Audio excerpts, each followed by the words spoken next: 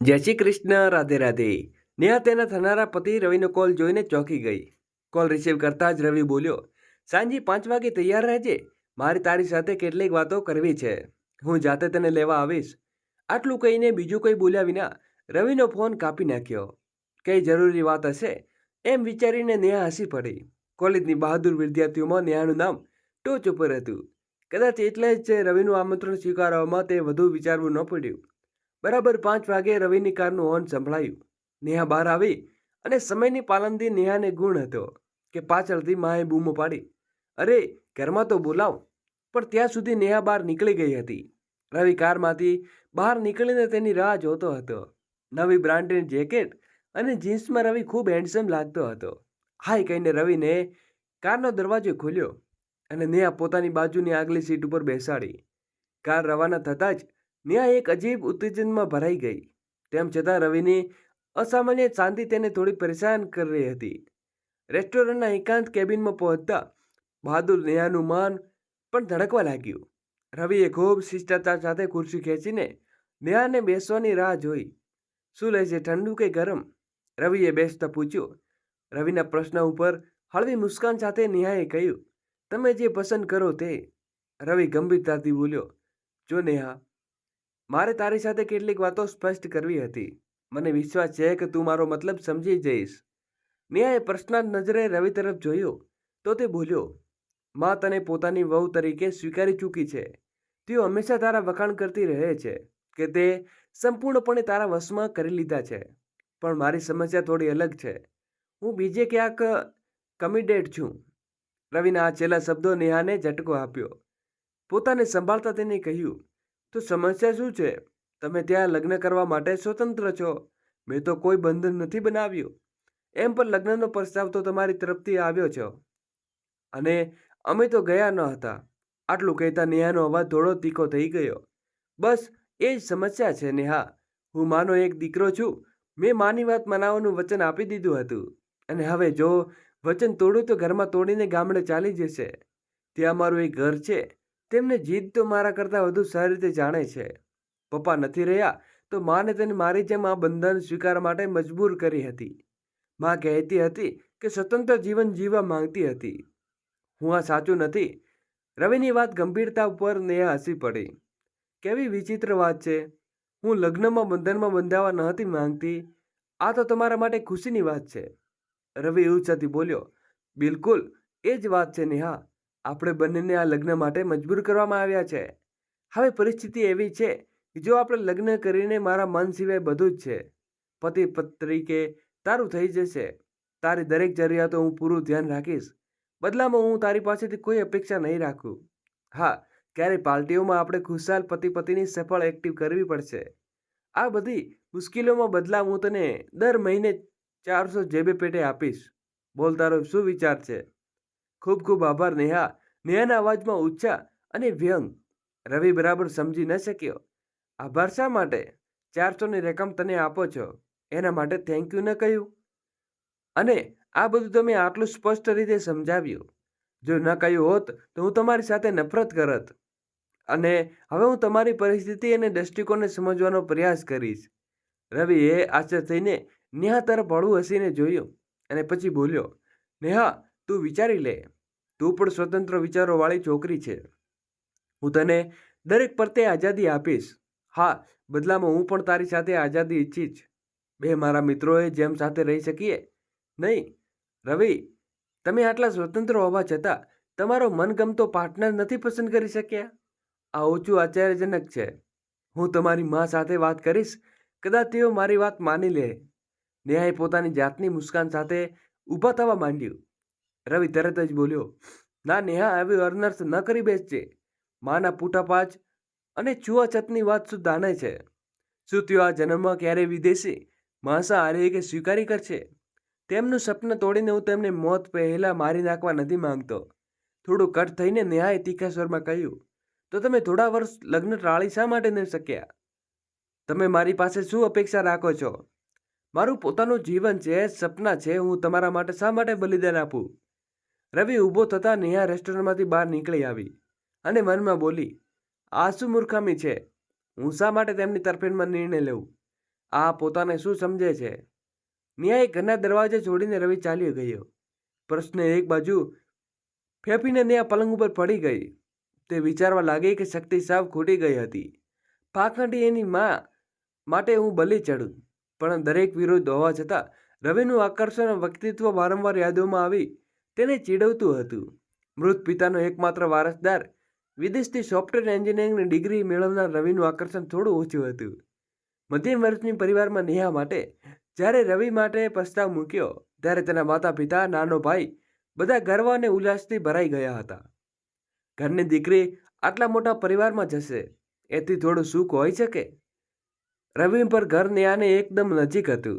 રવિ અભ્યાસ માટે વિદેશ ગયો હતો. આ દરમિયાન નેહા પરિવારમાં રવિના ઘર નજીક ભાડાના ફ્લેટમાં રહેવા આવ્યો હતો. નેહા રવિની મા સાથે ખૂબ ઘુલી મળી ગઈ હતી. રવિનું ઘર ખૂબ મોટું બંગલો હતો, જ્યાં 4 નોકરો કામ કરતા હતા. એકમાત્ર દીકરો વિદેશ ગયો હોવાથી રવિની મા પોતાને સ્નેહ નેહા પર લૂંટાવતી હતી. નાના મોટા કામો માટે તેઓ નેહા ઉપર નિર્ભય હતી. નેહાએ ક્યારેય તેને ઘરની વહુ બનાવવાનું સપનું નહોતું જોયું. પણ રવિની માનો મોઢેથી રવિની વાતો સાંભળીને નેહાને લાગતું કે રવિને યુગોથી ઓળખે છે. રવિની પસંદ નાપસંદ શું છે એ રવિની માએ નેહાને જણાવ્યું હતું. નેહા ડૉક્ટર બનીને ગામડે જઈને ગરીબોની સેવા કરવા માંગતી હતી, પણ આજીવન લગ્ન ન કરવાનો તેનો નિર્ણય રવિની માનો પ્રસ્તાવ અને આગ્રહને કારણે લઈ શકતી ન હતી. રવિની માએ સૂચવ્યું હતું કે શહેરમાં ક્લિનિક ખોલીને ગરીબોની સેવા કરી શકે. કદાચ તેઓ એક હોસ્પિટલમાં બનાવી આપે. અને આ આયોજન નેહાને ગમી ગઈ હતી. પણ હવે શું કરે? નાનો ભાઈ અનુજ વારંવાર તેને ચીડવીને હસતો હતો. માનો ઉત્સુક ચહેરો તેની પાસે કંઈ સુધી પૂછી રહ્યો હતો. એકવાર નેહાએ ઈચ્છા થઈ કે પોતાની માને બધું કહી દે, પણ અપમાનથી તેનું મન ઉછળી ગયું. માથું દુખે છે એમ બહાનું કરીને આખી રાત કરવટતો બદલી રહી. કોલેજ જીવનમાં નેહાને દરેક પડકાર ખુશીથી સ્વીકાર્યા હતા, પણ આ પડકાર આખી જિંદગીનો પ્રશ્ન હતો. સુંદર અને સરળ દેખાતી નેહાને મનને વળતા બધા જાણતા હતા, પણ હવે એ જ નેહા અસમજમાં પડી ગઈ હતી કે તે શું કરે. સવારે 8 વાગે રવિએ તેનો નિર્ણય આપવાનો હતો. આ નિર્ણય તેની તરફેણમાં ન હોવો જોઈએ. તેનો દમ તૂટવો જોઈને આમ વિચારતા વિચારતા નેહા ન જાણે ક્યારે ઊંડી ગઈ. સવારે અનુજે તેને હલાવીને જગાડી. દીદી, શું આખી રાત સપના જોતી રહી? જીજાજીએ માં આપ્યા છે? હરમળતા નેહાએ રજાઈ ફેંકી દીધી. અસ્વસ્થ નેહા ઊભી થાય તે પહેલા રવિની માં આવીને તેનું માથું ચૂમીને ચિંતિત થઈને બોલ્યા, તાવ તો નથી ને? નહીં તો નેહા ક્યારેય આટલી મોડી નથી ઉઠતી. 8 વાગવાના છે. રવિની માં હંમેશા મોર્નિંગ વોક ઉપર પૂરી કરીને નેહાની માં સાથે મળવા આવી જતી હતી અને 2 ધડક ચા પી જતી હતી. ક્યારેક તો ખુદ જ કિચનમાં ચા બનાવી લેતી. જ્યારે પોતાના ઘરે તેઓ ક્યારેય કિચનમાં નહોતી જતી, ત્યાં જ મોબાઈલમાં રિંગ સાંભળતા નેહાનું દિલ ધડકવા લાગ્યું. અનુજે શેતાનીથી હસીને ફોન ઉપાડ્યો. રવિનો સ્વર તેના કાનમાં પડ્યો. બોલ નેહા, બરાબર ઊંચી શકીને? શું નિર્ણય લીધો? શું હું તને અભિનંદન આપી શકું? જી થેન્ક્સ કહીને નેહા હરબડતી ગઈ. રવિનો સંપૂર્ણ સ્વાર્થ અવાજ તેના કાનમાં ગુંજી ઉઠ્યો. શુક્રિયા, હું તારો આભારી છું નેહા, એમ કહીને રવિનો ફોન કાપી દીધો. ઇધર રવિની માના ચહેરા ઉપર ખુશી ઉજળી ઉઠી. તેનો નેહાને માએ બોલ્યા, જોયું, સવાર તાજ ફોન કરે છે. અમારા જમાનામાં તો લગ્ન પછી એકબીજાને જોઈ શકતાની વાતો કરી શકતા. એમ કહીને તેઓ જોરથી હસી પડ્યા. ત્યારબાદ નેહા ખૂબ વ્યસ્ત થઈ ગઈ. રવિની મા ખરીદી માટે નેહાને પોતાની સાથે લઈ જતી હતી અને રવિ તો હંમેશા સાથે જ રહેતો. નેહાએ ક્યારેય આશ્ચર્યથી થયું કે રવિ કેટલી સહજતાથી એક્ટિવ કરી લે છે. સગાઈના પ્રસંગે રવિને જીદ કરી કે નેહાએ પોતાની પસંદગીની રિંગ જાતે પસંદ કરવી. રિંગ ખરીદવા ઊભા થયેલા નેહાએ થોડા વ્યંગ સાથે કહ્યું, તમે તો પહેલાં જ અનુભવ હશે, હવે ફરી રિંગ ખરીદવા માટે આટલો ઉત્સાહ કેમ બતાવો છો? પણ રવિએ નેહાની પસંદને માન્ય રાખીને રિંગ ખરીદી. રિંગ પહેરાવતી વખતે રવિ ખૂબ સહજ હતો, પણ તેના હાથમાં સ્પર્શ નેહાના દિલમાં તાર જણજણ ઉઠ્યા અને તે સંપૂર્ણ મૂંઝાઈને લગ્નનો દિવસ પણ આવી ગયો. નેહાએ પોતાના ઉપર વિશ્વાસ હતો કે તેઓ રવિની વાત કોઈને નહોતી કહી. દુલ્હા તરીકે સજેલો રવિ બધાના વખાણ અને કેટલીક ઈર્ષાનું કારણ બન્યો. લગ્નની પહેલી રાતે ના ઈચ્છવા છતાં નેહા સંસ્કારી લજાતી વધુ બેઠી રહી. કમરા પ્રવેશતા જ રવિએ મજાકભર્યા સ્વરમાં કહ્યું, અરે આ શું, તું તો સાચે જ નવી દુલ્હન બની લાગે છે, અને આપણે તો બે મિત્ર છીએ, યાદ છે ને? શરમથી નેહાએ મન રડાવવા લાગ્યું. જો તું નૃત્ય નિભાવી છે તો હું પણ ભેટ આપીને તારો ઘૂંઘટ ઉઠાવું. અત્યંત કિચન હીરાના કંગન પહેરવાની રવિની કોશિશ. નેહા ચીડાઈ ગઈ. તમારી આ ભેટ માટે આ વેશ નથી ધારણ કર્યો, આ તો મારી જીદ હતી. મારી તરફથી આ કંગન તને મારી પ્રેમિકાએ આપી દો. રવિએ હસીને તેના હાથમાં જબરજસ્તી પકડીને કંચન પહેરાવી દીધા અને બોલ્યો, તેની ચિંતા તારે નથી કરવી નેહા, હું તેની ચિંતા ખુદ લઈશ. રવિના આ વાક્ય નેહાના મન અને પ્રાણને જજુબી ગયું. ગુસ્સામાં કંગન ઉતારીને નેહા નીલીના કાલીન ઉપર સૂઈ ગઈ. રવિએ નેહાને બોલાવી, નેહા, આપણા આ સમજૂતીમાં આવું તો કંઈ ન હતું, અને વળી આ પલંગ ઘણો મોટો છે.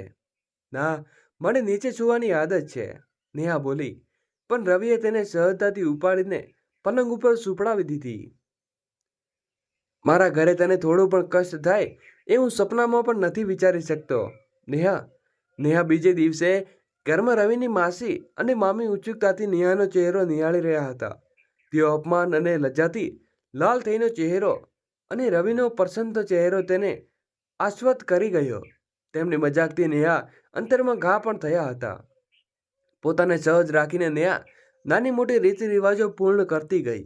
આ બધી રસમો રવિના સહયોગ જોઈને નેહા બળતી હતી. તે વિચારતી હતી કે પુરુષો કેટલા પાખંડી હોય છે.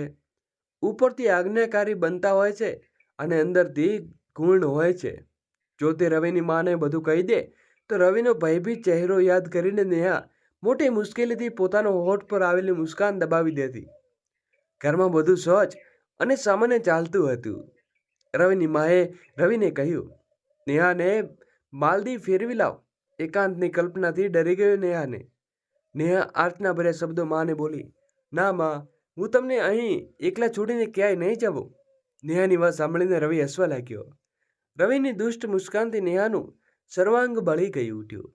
તે ઈચ્છતી હતી કે રવિની પ્રેમિકા વિશે કંઈ જાણે, પણ રવિએ ક્યારેય આ વિશે નેહા સાથે વાત નહોતી કરી. છતાં રવિની અજાણી પ્રેમિકા નેહા સાથે દરેક પળે જીવતી હતી. રાતે રવિએ પૂછ્યું, બોલ નેહા, શું હું તારા માટે ખરેખર આટલો મુશ્કેલ છું કે મારી સાથે ફરવા જવાની કલ્પના પણ આ ઠંડીમાં તને પરસેવામાં આવી ગયો? નેહાએ શાંત રહીને કહ્યું, જો આ સાચું હોય છે, પણ શું ખોટું છે? શું તમે મારી સાથે રહેવા હોવા છતાં દરેક પળે કોઈ બીજા સાથે ન રહેતા? આટલી સમજૂતીમાં આવા દેખાવાની વાત તો તમે નહોતા કરી. એમ કહીને નેહા કરવટ બદલીને સૂવાનો ઢોંગ કરવા લાગી. બીજે દિવસે એક દિવસ નેહાએ મિત્ર ડૉક્ટર આનંદને તેને મળવા આવ્યા. નેહાના લગ્ન સમયે ડૉક્ટર આનંદ એક કોન્ફરન્સમાં ભાગ લેવા અમેરિકા ગયા હતા. મિત્ર તરીકે નેહા તેને ખૂબ જ પસંદ કરતી હતી. રવિનો પરિચય કરાવીને નેહા ડૉક્ટર આનંદ સાથે એવી વાતોમાં વ્યસ્ત થઈ ગઈ કે જાણે રવિનું અસ્તિત્વ ત્યાં હોય જ નહીં. ડૉક્ટર આનંદમાં જતા જવે રવિ ભાળે ગળે બોલ્યો, જો તમે તેમની સાથે આટલો લગાવ હતો તો તેમની સાથે લગ્ન કેમ ન કર્યા? નેહા શાંત સ્વરમાં બોલી, જેની સાથે ખૂબ લગાવ હોય છે તેની સાથે લગ્ન કરવું જરૂરી નથી. રવિ આ સાંભળતા જ ગુસ્સામાં બહાર ચાલ્યો ગયો. હવે આનંદ લગભગ બીજા ત્રીજા દિવસે નેહાના ઘરે આવવા લાગ્યો. તેમનો મજાકીય સ્વભાવ રવિને માને ખૂબ પસંદ હતો. એટલે માના આગ્રહ ઉપર ડૉક્ટર આનંદ હોસ્પિટલે જતા પહેલા અવારનવાર તેમના ઘરે આવતા અને રવિની મા તેમને નેહા સાથે ફરી કોફી પીતા. પાછા જતી વખતે ક્યારેક આનંદની રવિ સાથે પણ મુલાકાત થઈ જતી. આનંદમાં આવવાની અસર એ થઈ કે રવિ હવે ઓફિસમાંથી વહેલો ઘરે આવવા લાગ્યો. બીજી તરફ નેહાએ પરિસ્થિતિ સાથે સમાધાન કરી લીધું. ઉત્સવો અને સમારોહમાં નેહાની લોકપ્રિયતા વધી જતી હતી. ક્યારેક પાર્ટીઓમાં તેનું લખાણ કરનારની ઘેરાયેલું નેહાને શોધવું અને રવિ માટે પણ મુશ્કેલ બની જતું. જ્યારે ડાન્સ પાર્ટીઓ થતી ત્યારે નેહા ઘણીવાર રવિને છોડીને કોઈ બીજાની સાથે નાચવા લાગતી. નેહાનો અવાજ ખૂબ મધુર હતો. હવે તો તેમને ગીતો જાણીને પોતાનું દર્દ સાકરવા લાગ્યો હતો. એક દિવસ પાર્ટીમાં તેણે ગીત ગાયું. રવિ બોલ્યો, તું આટલું સરસ ગાય છે તેની મને ખબર ન હતી. રવિના મોઢેથી પોતાના માટે પહેલી વાર વખાણ સાંભળીને નેહાને સારું લાગ્યું. શાંત સ્વરમાં તે બોલ્યો, હું શું છું એ જાણવું આપણી સમજૂતીની શરત ન હતી. તો પછી આ દુઃખ કેમ? નેહાના જવાબમાં કોઈ વ્યંગ ન હતો, છતાં રવિનું મન પરેશાન થઈ ગયું. રવિ ઓફિસમાં જતો હતો ત્યારે નેહા બોલી, રવિ, જો હું ક્લિનિક ન ખોલીને મોટી હોસ્પિટલમાં નોકરી કરું તો તમને કંઈ વાંધો નહીં હોય ને? રવિ ખૂબ કઠોર શબ્દમાં બોલ્યો, કેમ? શું હવે ઘરે ડૉક્ટરનો આનંદ મળવાની કોઈ અસુવિધા છે? કદાચ તું તેની સાથે કામ કરવા માંગતી હશે. જો જેબ ખર્ચે ઓછો પડતો હોય તો વધારી દઈશ, પણ તારું હોસ્પિટલમાં નોકરી કરવું મને ક્યારેય મંજૂર નહીં. ઠીક છે, હું નજીકમાં ક્લિનિક ખોલીશ, અને હા, તમે આવેલો જે ખર્ચો ક્યારે હાથ પણ નહીં લગાવ્યો, પણ સમય કાપવો પણ તને મુશ્કેલ લાગે છે. એમ કહીને નેહા તીરની જેમ રૂમમાંથી બહાર નીકળી ગઈ. બીજે દિવસે ઓફિસથી આવતા જ રવિએ માને કહ્યું, 10 દિવસની રજા લઈને આવ્યો છું. નેહાને કહો કે માલદીવ જવું છે. નેહાએ તરત જ જવાબ આપ્યો, કાલથી ક્લિનિક ખોલવાની તૈયારી કરવાની છે, એટલે જવું શક્ય નથી. એકાંતમાં મળવું. રવિ ગુસ્સે થઈને બોલ્યો, આપણે જવું પડશે. ક્લિનિક પછીથી પણ ખોલી શકાશે ને? તારી આઝાદીમાં મેં ક્યારેય અડચણ નથી ઊભી કરી, અને તે પણ મારી આઝાદીનું વચન આપ્યું હતું. આ વશમાં આવીને રવિએ નેહાને પોતાની બાહોમાં લઈને કહ્યું, તું મારી પત્ની છે. હું પતિ તરીકે પણ તને આદેશ આપું છું કે તારી મારી સાથે આવવું જ પડશે. આશ્ચર્યથી નેહાએ મોઢું ખુલ્લું રહી ગયું. તે બોલી, તમારી પત્ની હોવાને નાતે શું હું ફક્ત તમારા આદેશોનું પાલન કરવા માટે છું? તમારું વચન ક્યાં ગયું? જ્યારે ઈચ્છો ત્યારે પત્ની બનાવી લીધી, અને જ્યારે ઈચ્છો ત્યારે દૂર ધકેલી દીધી. નેહા એકદમ ફૂટી પડી. ઘણા દિવસોથી બંધ એકસાથે તૂટી ગયો હતો. રવિ હસતા હસતા સ્નેહાને નેહાને માથું પોતાનું છાતી સાથે ચોંટાડીને બોલ્યો, બસ હારી ગઈ, આખરે બહાનું બનાવી નીકળી. બુદ્ધુ, અરે જ્યારે ફોન માએ મને કહ્યું હતું કે તું મારી સાથે લગ્ન કરવા રસ ધરાવતી નથી, ત્યારે મારા અસમને ઠેસ પહોંચી હતી. મારો સંબંધ ન હતો કોઈ બીજા સાથે હતો, ન છે કંઈ કાર્ય હશે. હું તો માની જેમ ફક્ત તારો પૂજારી છું અને રહીશ. શું આટલું નાનું સત્ય પણ તું મારી આંખોમાં નથી વાંચી શકી? નેહા આશ્ચર્યથી માથું ઊંચું કરીને બોલી, શું આટલા દિવસો સુધી તમે મારી સાથે પણ એક્ટિવ કરતા હતા? એમ કહેતા તે શરમથી લાલ થઈ ગઈ. હા, સાચું, આટલા દિવસોથી ખરેખર વેડફાઈ ગયા, પણ આ રોમાંસની મજા નહોતી આવી. નેહા એક ક્ષણ રોકાઈને રવિને પૂછ્યું, સાચું બોલો નેહા, શું ડૉક્ટર આનંદ સાથે તમે થોડો સાથે લગાવ છો? અરે, તેઓ તો મારા માટે મોટા ભાઈ જેવા પૂજનીય છે. તેમણે જતો મને ડૉક્ટર બનાવીને પ્રેરણા આપી હતી. નેહાએ બાહુમાં સપાટી સ્નેહ થોડું માથું ચૂમીને રવિને પૂછ્યું, હવે માલદીવ જવું છે, ક્લિનિક ખુલશે? નેહા શરમાતા બોલી, આટલું તંગ કેમ કર્યું રવિ? નવા અહેસાસ માટે જો જૂનવાણી રીતે લગ્ન કરી લીધા હોય તો શું મારા મનમાં તારા માટે આટલી ચાહત હોત? કેટલી વાર ઈર્ષ્યાથી ડૉક્ટર આનંદને મારવાનું મન થતું હતું. નેહાને ચરબી ભરવું જોઈને રવિ હસી પડ્યો.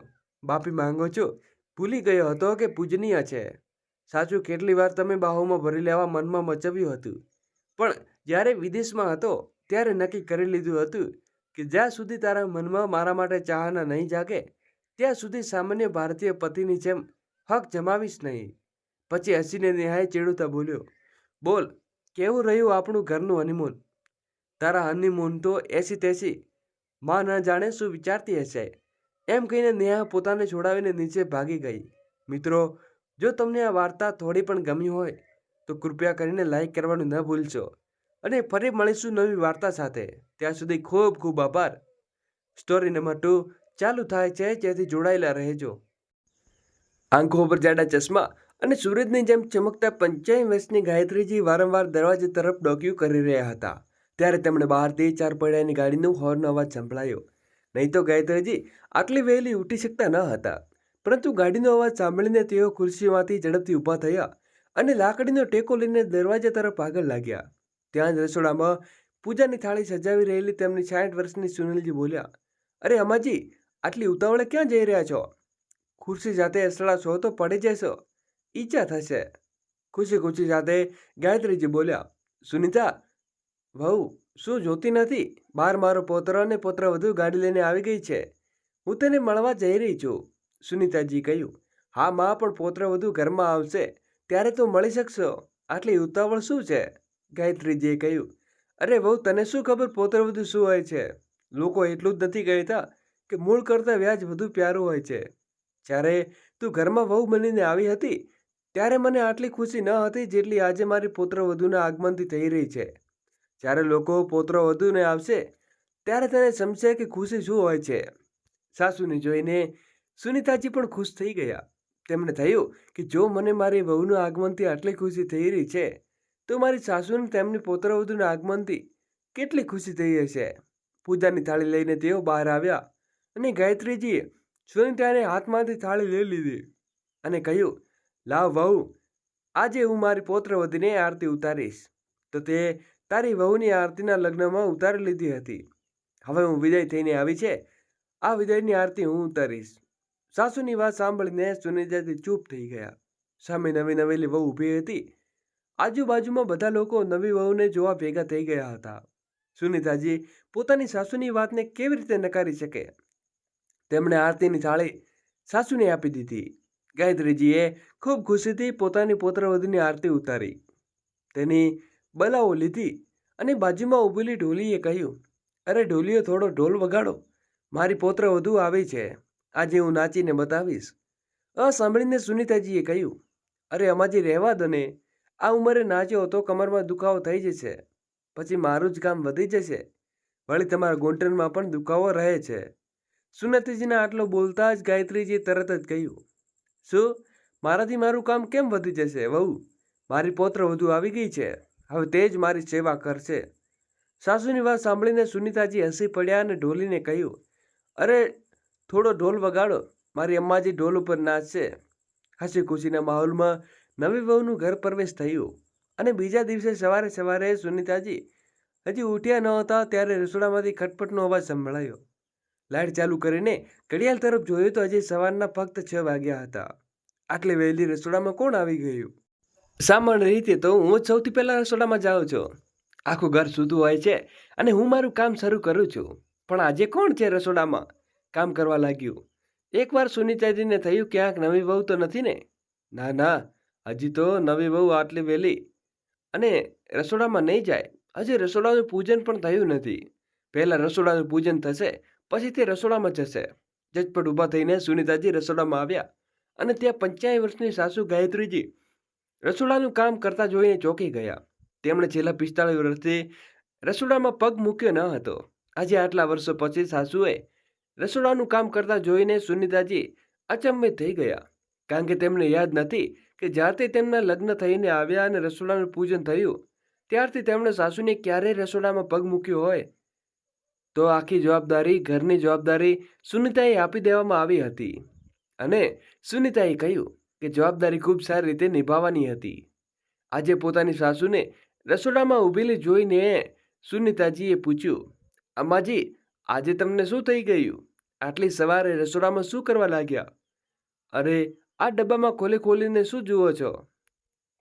દોસ્તો, આગળ વિડીયો શરૂ કરીએ એની પહેલાં વિડીયોને લાઈક કરી અમારી નાનકડી ચેનલને સબસ્ક્રાઈબ કરવાનું ભૂલશો નહીં. બરબડબા ગાયત્રીજીએ કહ્યું, ખબર નહીં, તે રાખેલી વસ્તુઓ મને મળતી નથી. સુનીતાજીએ કહ્યું, અમ્માજી, તમે 45 વર્ષમાં રસોડામાં પગ નથી મૂક્યો, તો તમને કેવી રીતે ખબર હશે કે કયા ડબ્બામાં શું રાખ્યું છે? આ સાંભળીને ગાયત્રીજીએ બહુ ચડાઈને કહ્યું, તો તારા કહેવાનો મતલબ શું? વહુ રસોડામાં નથી આવતી તો શું ખાવાનું બધું બનાવવાનું ભૂલી ગઈ છું? ક્યાંથી ચા પત્તી શોધી રહી છું? ખબર નહીં ક્યાં છુપાવી રાખી છે. સુનીતાએ કહ્યું, અમ્માજી, છુપાવી રાખવાનો તમે શું મતલબ કાઢો છો? હું ઘરની ચા પત્તી કેમ છુપાવીશ? ચીડાતા ગાયત્રીજીએ કહ્યું, લાવ મને ચા પત્તીનો ડબ્બો આપ, હું ચા બનાવું છું. સુનીતાજીએ કહ્યું, પણ અમ્માજી, તમે ચા કેમ બનાવો છો? છેલ્લા 45 વર્ષની રોજની ચા હું બનાવું છું. આજે તમે શા માટે બનાવો છો? ખુશીથી ચહેકતા ગાયત્રીજીએ કહ્યું કે ઘરમાં પુત્રવધુ આવી છે અને હું તેને માથે ચા બનાવીને પીવડાવીશ. સાસર તેની પહેલી ચા તેની દાદી સાસુના હાથની હશે. સાસુની વાત સાંભળીને સુનીતાજી અચંબિત થઈ ગયા અને બોલ્યા, અમ્માજી, અમે ઘરમાં આવ્યાને આટલા વર્ષો થઈ ગયા. તમે મને ક્યારેય 1 કપ ચા બનાવીને પીવડાવી નથી, તો આજે પુત્રવધુ પર આટલો લાડ કેમ? ગાયત્રીજીએ કડક અવાજે કહ્યું, વહુ, તને શા માટે ઈચ્છા થાય છે? હું મારી પુત્રવધુ માટે ચા બનાવું છું.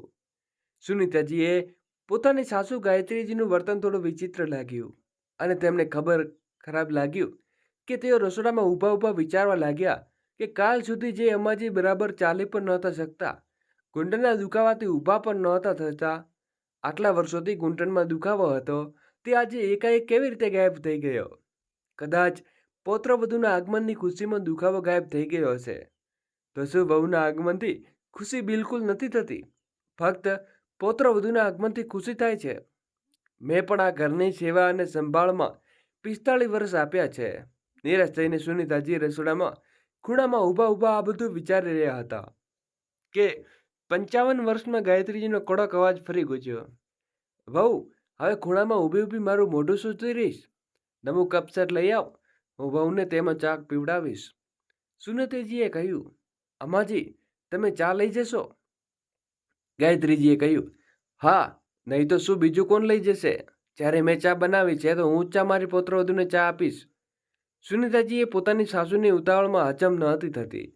બીજી તરફ ગાયત્રીજી, જેમની ઉંમર ચોથા પડાવમાં પણ ચાની ટ્રે બરાબર પકડી શકતી ન હતી, હાથ ધોતા હતા, તેઓ એક હાથમાં ચાની ટ્રે અને બીજા હાથમાં લાડકીનો ટેકો લઈને વહુના રૂમમાં આવી ગયા. નવી વહુ નેહા હમણાં નાહીને આવી હતી. સામે દાદી સાસુને જોઈને થોડી ચોંકી ગઈ. ત્યારે ગાયત્રીજીએ કહ્યું, જો વહુ, તારા માટે હું આદુવાળી ચા બનાવીને લાવી છું. નેહાએ કહ્યું, અરે દાદીજી, તમે ચા કેમ બનાવી? મને કહી દેતા હું બનાવી દત. ગાયત્રીજીએ કહ્યું, અરે વહુ, તું હજી નવી નવી આવી છે, આમ રસોડામાં નથી જઈ શકાતું. પહેલાં તારું રસોડાનું પૂજન થશે, પછી તું રસોડામાં કંઈક બનાવીશ. અને મારું શું? તારી કસમ, ક્યારેય ઉતાવળમાં મોડું કરે તો હું મારી ચા જાતે બનાવી લઉં છું. પોતાની વખાણ કરતાં કરતાં ગાયત્રીજીએ સુનીતાની ચુગલી કરી દીધી.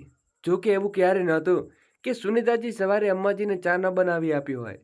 ત્યારે સુનીતાજી રૂમમાં આવ્યા અને નેહાને કહ્યું, વહુ, આજે બપોરે રસમ રીતે તૈયાર રહેજે. રસોડાનું પૂજન રસમ છે અને બધા લોકો મોંએ દોખીને રસમ પણ કરશે. નેહાએ કહ્યું, ઠીક છે અમ્માજી, હું તૈયાર થઈ જઈશ. બપોરે બધી રસમો ખૂબ સારી રીતે થઈ ગઈ છે. નેહાએ ઘર આજે 1 અઠવાડિયું થઈ ગયું અને રસોડાનું પૂજનની રસમો પણ 1 અઠવાડિયામાં થઈ ગઈ. પરંતુ એક દિવસ પણ નેહાએ રસોડાનું ખાવાનું બનાવ્યું ન હતું. સુનીતાજી મનમાં વિચારે છે કે વહુ રસોડામાં ખાવાનું બનાવવા આવતી નથી. જો હું કહું તો કોઈને કોઈ બહાનું કરી દે છે. ક્યારેક માથું દુખે છે, ક્યારેક પેટ, અને અમ્માજી પણ તેને સાથ આપે છે. એક હું હતી જે ડોલીમાંથી ઉતરતા જ સીધી રસોડામાં ગઈ હતી. ઘરની બધી જવાબદારીઓ મેં ઉપાડી લીધી હતી. મારી સાસુ રસોડામાં એક કપ ચા બનાવતી ન હતી. તેમણે તો ખબર પણ ન હતી કે રસોડામાં શું ખૂટી રહ્યું છે અને શું રાખેલું છે. આમ બરબડતા બરબડતા સુનીતાજીએ બપોરનું બધા ખાવાનું બનાવી લીધું. ત્યાં જ ગાયત્રી આવ્યા અને કહ્યું, વહુ, એક થાળીમાં ખાવાનું કાઢી દે, હું પૌત્રવધૂને રૂમમાં આપી આવું. આમ વાત સાંભળીને આજે સુનીતાજી ભડકી ગયા અને બોલ્યા, અમ્માજી, તમે આ બરાબર નથી કરતા. શું જોતા નથી કે 15 દિવસ થઈ આવ્યા, નેહા વહુ તેના ઘરમાં બેસી રહી છે, ખાવાનું બની જાય તો પણ પીરસવા નથી આવતી, ત્યારે આપવા પડે છે. શું તે રસોડામાં આવીને ખાવાનું નથી ખાઈ શકતી? અરે, આખું ખાવાનું નહીં તો ઓછામાં ઓછું રસોડામાં આવીને થોડી મદદ તો કરી શકે ને. જો તેને કામ ના આવડતું હોય તો હું શીખવાડી દઈશ. દરેક છોકરીને બધું કામ આવડે એ જરૂરી નથી. મને પણ લગ્ન પહેલાં ઘણા કામ નહોતા આવડતા. જે નહોતું આવડતું તે હું તમને પૂછી લેતી, પણ આમ રૂમમાં બંધ થઈને નહોતી બેસતી. અને જ્યાં સુધી રૂમમાંથી બહાર નીકળે તે રસોડામાં નહીં આવે ત્યાં સુધી કેવી રીતે શીખશે? હું ક્યાં સુધી બનાવીને ખવડાવતી રહીશ અને તમે ક્યાં સુધી પીરસીને ખવડાવતા રહેશો? મારી પણ ઉંમર થઈ ગઈ છે. આખો દિવસ ચૂલો ચોખ્ખો કરતાં કરતાં હું પણ થાકી ગઈ છું. 65 વર્ષીય થઈ ગઈ છું. હવે ઓછામાં ઓછું રસોડામાંથી તો મને રજા મળે. સુનીતાજી પોતાની ધૂનમાં બરબડતા રહ્યા. તેમણે આગળ કહ્યું, મેં ક્યારે કહ્યું વહુ કે એકબીજાની બધી જવાબદારી ઉપાડી લે? ધીમે ધીમે જવાબદારીઓ લે અને રૂમમાં બેસી રહેવાથી કામ નહીં ચાલે. અને તમે બધા હાથો કરીને માથે ચડાવો છો. આ બરાબર નથી કરતા. આગળ વધી તમારી સાથે મને ક્લિનિક થશે. આટલું કહીને સુનીતાજીએ રસોડામાંથી નીકળી પોતાના રૂમમાં ચાલી ગયા. રસોડામાં ઊભેલી ગાયત્રી પોતાની વહુ આવો સ્વરૂપ જોઈને સ્તબ્ધ થઈ ગયા. કારણ કે આજ સુધી તેમણે ક્યારેય વહુને માથું બોલ્યું ન હતું. પણ આજે ખબર નહીં તેમણે વહુને શું કહી ગયું. થોડી વાર શાંત રહ્યા પછી થોડું વિચારીને એક થાળીમાં ખાવાનું પીરસીને પુત્રવધૂના રૂમમાં લઈ ગયા. જેવું નેહાને જોયું તેની દાદી સાસુ ખાવાનું લઈને આવ્યા. તે ફોન ઉપર પોતાની માતા સાથે વાત કરી રહી હતી. તેણે ઝટકાનો ફોન કાપી નાખ્યો અને કહ્યું, અરે દાદીજી, તમે ખાવાનું લઈને આવ્યા? હું ખાવાનું લેવા આવવાની જ હતી, પણ મારી મમ્મીનો ફોન આવી ગયો હતો એટલે ન આવી શકી. આટલા દિવસોમાં ગાયત્રીજી પણ સમજી ગયા હતા કે વહુ કામ ન કરવા માટે કોઈને કોઈ બહાનું કરી લે છે. નેહાએ ઝટપટ થાળી લઈને ખાવાનું શરૂ કરી દીધું. તેમણે પોતાની દાદી સાસુને એમ પણ ન પૂછ્યું કે તમે ખાધું કે નહીં. ખુરશી ઉપર બેસેલી ગાયત્રીજી નેહાનું ખાવાનું પૂરું થવાથી રાહ જોઈ રહ્યા હતા. જેવું નેહાએ ખાવાનું પૂરું કર્યું, થાળીને એક બાજુ ખસેડી દીધી, ત્યારે ગાયત્રીજી ખૂબ પ્રેમથી નેહાને કહ્યું, વહુ, તને આ ઘરમાં આવ્યાને 15-20 દિવસ થવા આવ્યા છે. કાલે એવું કરજે, સવારે વહેલી ઉઠી જજે. આટલા દિવસ થઈ ગયા, મેં કોઈ દિવસ પણ તારા હાથની ચા પીધી નથી. હવે પોતાને ઓછું તારા હાથની ચા તો પીવડાવ. મારું પણ વૃદ્ધાશ્રમ છે. ખબર નહીં કેટલા દિવસની જીવીશ. જ્યાં સુધી છું પુત્રવધૂને સુખ લઈને લઉં. તું પણ રૂમમાં બંધ રહે છે તો ઘૂંઘટ થાય છે. થોડું રૂમની બહાર નીકળજે, સારું લાગશે. દાદી સાસુને કહેવાથી સવારે નેહા રસોડામાં ચા બનાવવા આવી તો ગઈ. તેમણે બધા માટે ચા બનાવી, પણ મનમાં બળબડતી રહી કે હવે મારે બધા માટે ચા બનાવવી પડશે. સવારે ઉઠવું ત્યાં સુધીમાં બધું સ્પષ્ટ ચાલતું હતું. કોઈ કામ નહોતું થતું, કારણ કે દાદી સાસુ મને કામ કરવાના મનાઈ કરતા હતા. કહેતા હતા કે તારી સાસુ તો કામ કરે છે, તું આરામથી બેસ. પણ હવે તો દાદી સાસુએ મને કામ કરવાનું કહી દીધું. હવે તો મારે બીજું પણ બહાનું શોધવું પડશે. ગાયત્રીજીએ જોયું તો આજે સવારે તેની વહુ સુનીતા રૂમમાંથી બહાર નથી નીકળી. તો તેઓ થોડા ચિંતામાં થઈ ગયા. રસોડામાંથી એક કપ ચા લઈને તેઓ વહુના રૂમમાં ગયા. તેમણે જોયું તો સુનીતાજી તેઓ ભયંકર તાવ હતો, એટલે તેઓ વારંવાર રસોડામાં વહેલા ન ઉઠી શક્યા. ગાયત્રીજીએ વહુના માથા ઉપર હાથ મૂકીને કહ્યું, વહુ, તમે તો બહુ ઝડપથી તાવ આવ્યો છે. મેં તને રાત્રે એમ નથી બોલાવી, એકલી રૂમમાં પડી રહી. ઓછામાં ઓછું મને તને એકવાર અવાજ તો આપી દેતી, કે પૌત્ર વધુ અવાજ આપી દેતી અને દવા આપી દત. અમ્માજી, હું બહુ અને દીકરીને પરેશાન નહોતી કરવા માંગતી, અને તારી ઊંઘ તો એવી છે કે રાત્રે 4 કલાકમાં પણ ઊંઘી લે તો પણ ઘણું છે, એટલે જ મેં તને ઊંઘમાંથી નથી ઉઠાડી. વહુ, મેં તારા માટે ગરમા ગરમ આદુવાળી ચા બનાવડાવી છે.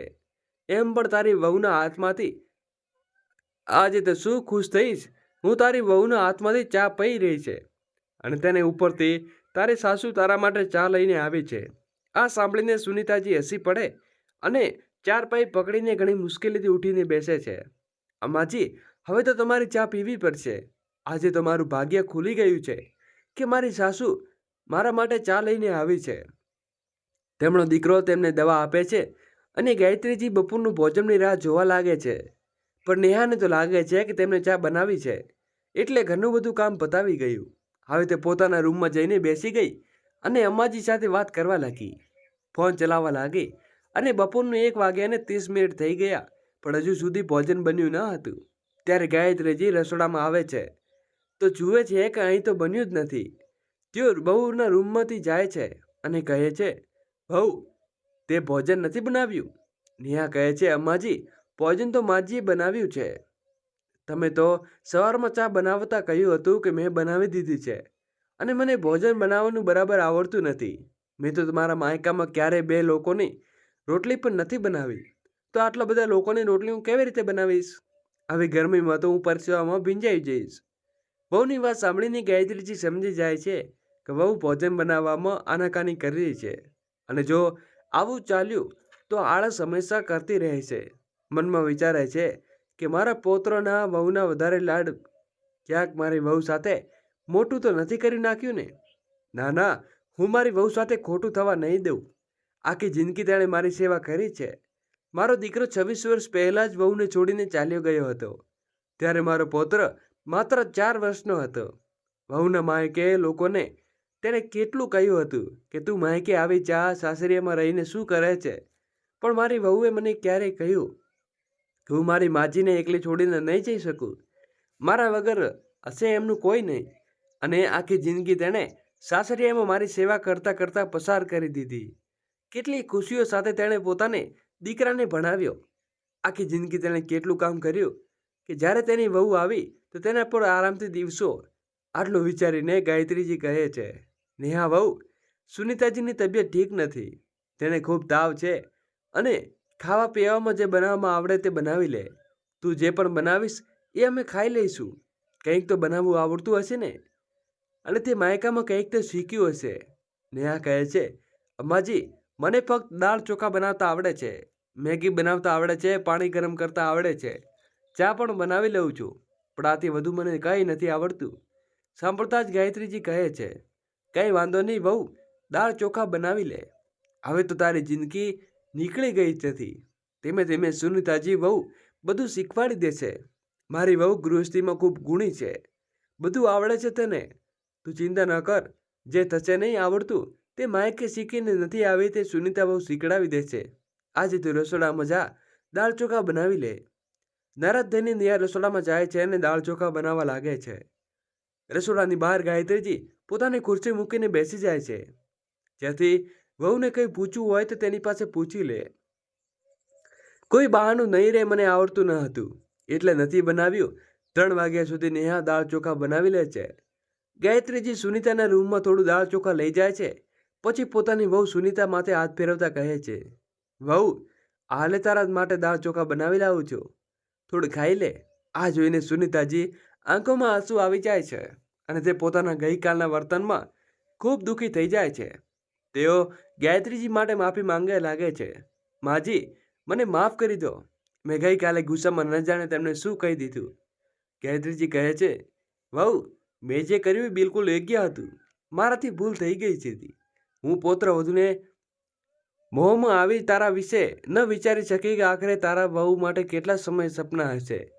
મેં પણ આખી જિંદગી કામ કરતાં કરતાં જવાબદારીઓ નિભાવતા નિભાવતા થાકી ગઈ છે અને એકલી હાથે બાળકોને ઉછેરવું, ગૃહસ્થીની જવાબદારી સંભાળવી એ આટલું સરળ નથી. તારું ચીડાઈ જવું બિલકુલ યોગ્ય હતું. તું ચિંતા ન કર, હું તારી સાથે છું. આખી જિંદગી મેં મારો સાથ આપ્યો છે તો હું પણ તારો સાથ આપીશ. અને રહી વાત પૌત્રની વહુની, તો તે પણ આપણે બંને મળીને સાસુ વહુના ઢાળ કરી દઈશું. હજુ તો કાચી માટી જેવી છે, આપણે જેવું બનાવીશું એવું બની જશે. થોડી લાડ પ્યારથી થોડી સકાઈ સુધારી લઈશું.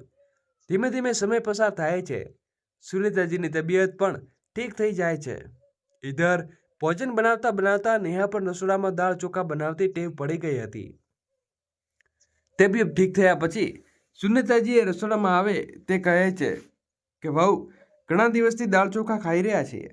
આજે બધા માટે એક રોટલી બનાવી લે, હું લોટ બાંધી દઈશ. નેહા મનમાં બરબડે છે, ઓહો, હવે આવી ગરમા ગરમ રોટલી લોકો માટે દાળ ચોખા સાથે રોટલીઓ પણ શેકવી પડશે. નેહા બરબડતી હોય છે પણ બધા માટે એક એક રોટલી બનાવી લે છે. સુનીતાજી પણ હાથ બટાવે છે. એવું ન હતું કે નેહા હવે બધું કામ કરે છે, પણ હા, રસોડાની જવાબદારી હવે મોટા ભાગે સુનીતાજીએ પોતાની વહુને સોંપી દીધી હતી. કે જ્યારથી નેહા રસોડામાં કામ કરવા લાગી ત્યારથી તેને માયકાની વાતો ઓછી થઈ ગઈ હતી અને તેઓ ફોન પણ ઓછો ચલાવતી. એક દિવસ ઘરે કેટલાક સગાવાળા આવી જાય છે, જેના કારણે નેહાએ ઘણું બધું ભોજન બનાવવું પડ્યું છે. આજે તો તેમણે ગુસ્સામાં ફાટી પડે અને કહે છે કે મારાથી આટલા બધા લોકોનું ભોજન નથી બનતું. મેં માયકે ક્યારેય આટલું બધું કામ નથી કર્યું.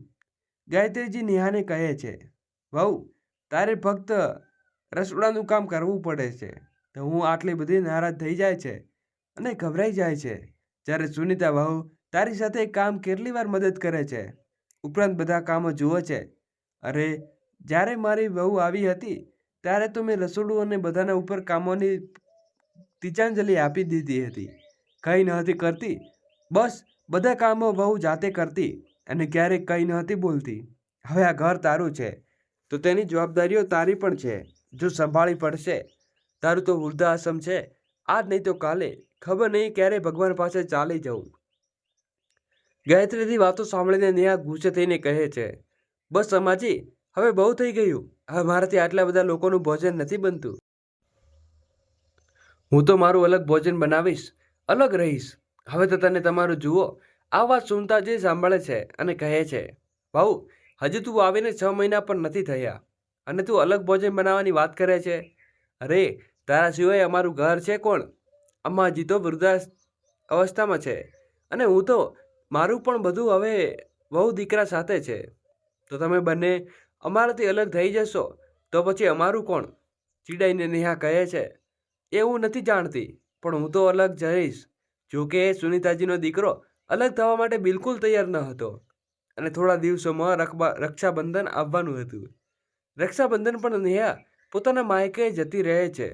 માયકે જઈને નેહા જુએ છે તો તેની મમ્મીજીની તબિયત ખૂબ ખરાબ છે અને તેમણે 2 દિવસનું ભોજન પણ નથી ખાધું અને રસોડું આખું ફેરવાયેલું છે. ઘર પણ અસ્વસ્થ પડેલું છે.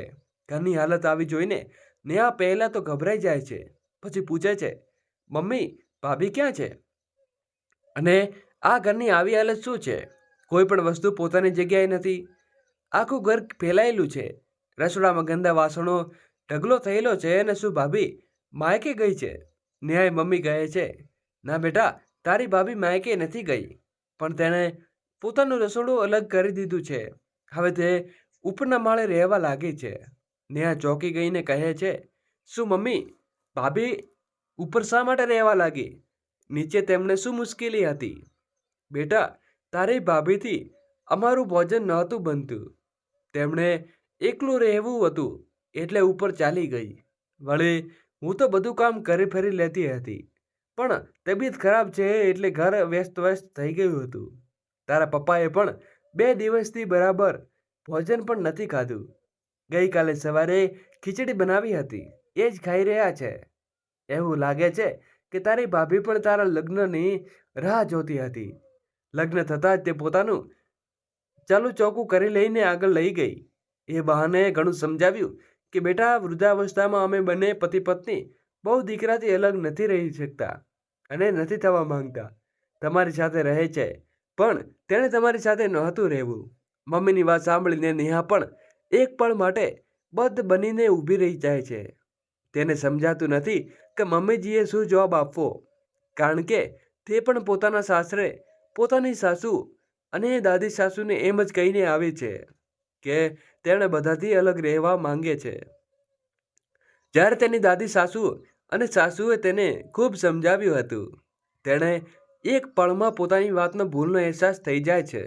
દોસ્તો, સૌથી પહેલાં તે ઘરની સફાઈ કરે છે અને પોતાની મમ્મી પપ્પા માટે ભોજન બનાવે છે અને પોતાની ભાભીને પણ સમજાવવાનો પ્રયત્ન કરે છે કે રક્ષાબંધનનો તહેવાર પૂરો થયા પછી જ્યારે નેહા પોતાના સાસરે પાછી આવે છે ત્યારે જુએ છે તો તેની સાસુ અને દાદી સાસુ ખૂબ દુઃખી છે, કારણ કે તેમને ખબર હતી કે નેહા બોલીને ગઈ હતી કે માયકેથી આવ્યા પછી તે પોતાનું ચૂલું અલગ કરી લેશે, જે તેમને બિલકુલ નહોતું ગમતું. દોસ્તો, આગળ વિડીયો શરૂ કરીએ એની પહેલાં વિડીયોને લાઈક કરી અમારી નાનકડી ચેનલને સબસ્ક્રાઈબ કરવાનું ભૂલશો નહીં અને ફરી મળીશું નવા વિડીયો સાથે. તો આગળ સ્ટોરી ચાલુ કરીએ. નેહા તેમના ઉદાસ ચહેરા જોઈને સમજી જાય છે અને કહે છે કે માજી, હવે હું તમારા બધા માટે રહીશ. હું ક્યાંય અલગ નહીં રહું. આપણે એક જ ઘરમાં રહીએ છીએ તો અલગ અલગ રહેવાની શું જરૂર છે? મેં નક્કી કરી લીધું છે, હું તમારા બધા માટે રહીશ. અલગથી ભોજન નહીં બનાવું. આખરે મારા સિવાય તમને જોવાનું છે તો છે કોણ? નેહાની વાતો સાંભળીને સુનીતાજી ગાયત્રી બંને ખુશ થઈ જાય છે. તેના ઉદાસ ચહેરા ઉપર ખુશીની લહેરો દોડી જાય છે. ગાયત્રીજી કહે છે, તો બસ આ વાત બહુ, મારા હાથથી આદુવાળી ચા લઈ જા. આ સાંભળીને નેહા પણ સુનીતાની આંચે પડે છે. મિત્રો, તમને તમારી આજની વાર્તા કેવી લાગી? જો પસંદ આવી હોય તો કોમેન્ટ કરીને જરૂરથી જણાવજો અને પ્લીઝ ચેનલને લાઈક કરો અને સબસ્ક્રાઈબ કરજો. ધન્યવાદ. જય શ્રી કૃષ્ણ. રાધે રાધે.